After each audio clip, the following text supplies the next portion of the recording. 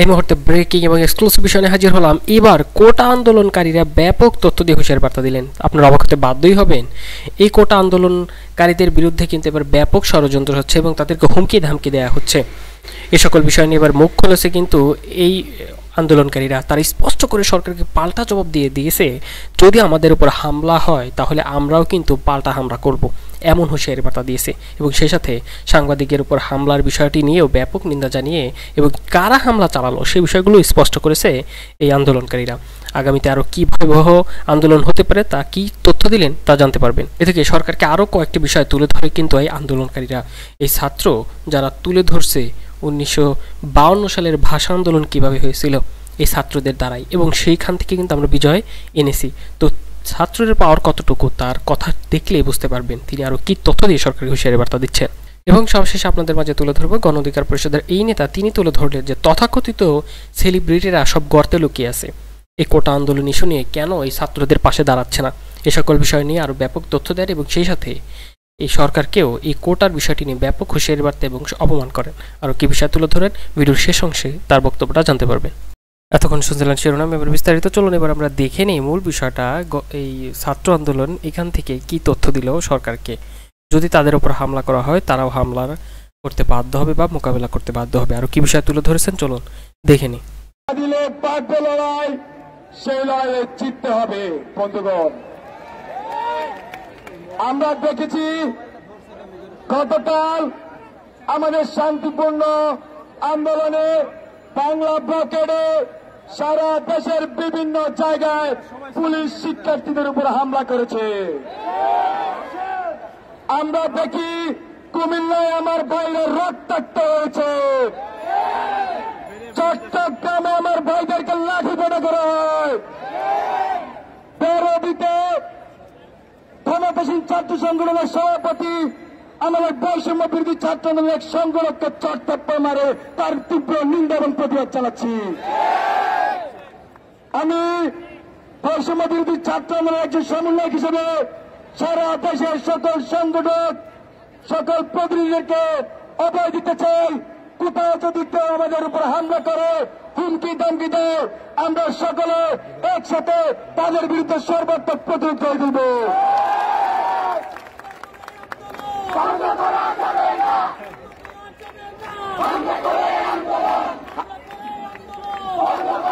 খুবই দুঃখের বিষয় বন্ধুগণ, খুবই দুঃখের বিষয়। কালকে কুমিল্লা বিশ্ববিদ্যালয়ে এক সাংবাদিককে পুলিশ লাঠিচার্জ করে মাথা ফাটিয়ে দিয়েছে। আমরা দেখেছি শাহবাগে এক আমাদের সাংবাদিক বন্ধুর উপর এক আততর্ক আক্রমণ, আমরা তার জন্য নিন্দা জানাই। আমরা দেখেছি আমরা বিগত 11 দিন খুবই শান্তিপূর্ণভাবে আমাদের আন্দোলন চালিয়ে গেছি, কিন্তু গতকাল সকাল থেকে বিভিন্ন মহল থেকে হুমকি ধমকি আসছিল। সেই হুমকি ধমকির প্রেক্ষিতে আমরা ক্যাম্পাসে দেখি ছাত্র এসে ভরে গিয়েছে। তারপরে কোন কুচক্রী মহল আমাদের আন্দোলনকে প্রশ্নবিদ্ধ করতে আমাদের সাংবাদিক বন্ধুর উপর হামলা করেছে। আমরা চাই তাদেরকে বিচারের আওতায় আনা হোক। সে আমরা তীব্র নিন্দা এবং প্রতিবাদ চালাচ্ছি বন্ধুগণ। আমি সরকারকে আহ্বান করছি, আমাদের যে সহজ সরল এক দফা দাবি বৈষম্য নিরসনে, সকল গ্রেডে বৈষম্য নিরসনে সংসদে আইন পাশ করার মাধ্যমে কোটাকে ন্যূনতম পর্যায়ে নিয়ে আসার সেই আহ্বান যেন সরকার আমলে নেয়। এদিকে 1952 সালের সেই ভাষা আন্দোলন থেকে শুরু করে সকল ক্ষেত্রে কিন্তু ছাত্রীদের ভূমিকা অপরিসীম। সে সকল বিষয়ে তুলে ধরে সরকারকে ব্যাপক তথ্য দিলেন কিন্তু এই ছাত্র। চলুন দেখে নিই তিনি কেন কি তথ্য দিচ্ছেন। করছি যে যৌক্তিক কোটা সংস্কার, যে কোটার যে সব মিনিমাম 5% কোটার বেশি কোটা থাকতে পারবে না। আমরা মনে করি আমাদের এই নৈতিক জায়গা, আমাদের যে দাবি, এই দাবির একটা নৈতিক ভিত্তি আছে এবং আমাদের নৈতিক ভিত্তির বলে আমরা সফলতা অবশ্যই পাবো এবং আমাদের সফল হতে হবে। সফল না হওয়ার কোনো বিকল্প নাই, কারণ আমরা হারার জন্য রাজপথে আসিনি, আমরা সফলতা নিয়েই বিশ্ববিদ্যালয় ফিরে যাওয়ার জন্য রাজপথে এসেছি।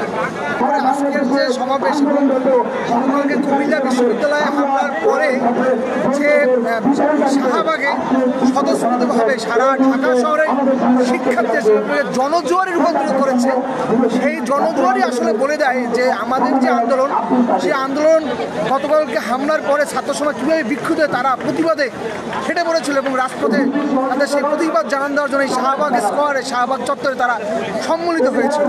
আমি মনে করি আমাদের যে আন্দোলন কোনো এই যে জল কামান ট্যাঙ্ক রবার বুলেট দিয়ে এই আন্দোলনকে থামিয়ে রাখা যাবে না, কারণ ছাত্ররা হেরে যাওয়ার জন্য হারার জন্য রাজপথে আসে। ধন্যবাদ। স্লোগানই হলো জ্বালানিয়া রাজপথ আপোষ না সংগ্রাম।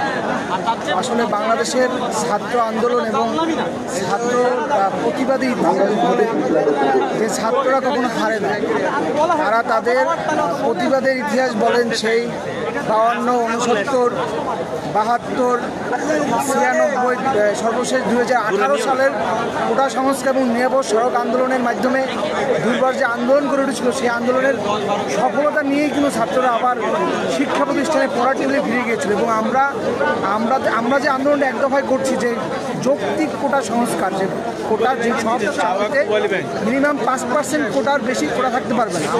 এবং সবশেষে এবার তুলে ধরতে যাচ্ছে গণ অধিকার পরিষদের নেতা, তিনি তুলে ধরেছেন যে তথাকথিত সেলিব্রিটিরা আজ কোথায়, তারা কেন রাজপথে নেই। বুদ্ধিজীবী আনিসুল হক সাহেব কোটার বিরুদ্ধে পোস্ট করে আবার ডিলিট করলেন, কিন্তু কেন?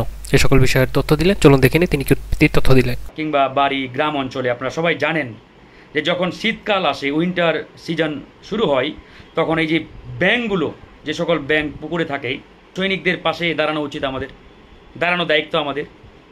এটা নিয়ে তাদের কোনো বক্তব্য পাবেন না, মাথা ব্যথা নেই। তারা মনে করে যে এটার বিষয়ে কথা বলতে গেলে আমাদের পিছনের চেয়ার হয়তো কেউ টান দিতে পারে, কিংবা আমরা যাদের অনুকূলে বা যার আনুগত্য নিয়ে কাজ করি তিনি নারাজ হয়ে যাবেন, বেজার হয়ে যাবেন। এজন্য এসব মুভমেন্টে আমাদের না জড়ানোটাই ভালো। তা আমরা সে সকল তথাকথিত সুশীলদের নিয়ে আসলে কথা বলতে চাই না, কথা বলার ইচ্ছাও নেই, রুচিও নেই। আমার দুঃখ হয় আপনারা যারা এই সকল তথাকথিত সেলিব্রিটি নামক সুশীলদের অনুসরণ করেন, ফলো করেন, আপনাদের জন্য কষ্ট হয়। আপনাদের পাশে যারা নেই, আপনাদের অধিকার আদায়ের আন্দোলনে যারা নেই, আপনাদের মুভমেন্টে যাদের ন্যূনতম সংহতি নেই, সংশ্লিষ্টতা নেই, সমর্থন নেই, এ সকল তথাকথিত সেলিব্রিটি নামক ভণ্ডদের কেন আপনারা সমর্থন করেন? হোয়াই? এই প্রশ্নের উত্তর আপনারা কেউ দিতে পারবেন? অনেকেই দেখবেন এই সকল ভণ্ড প্রতারকদের ফলোয়ার।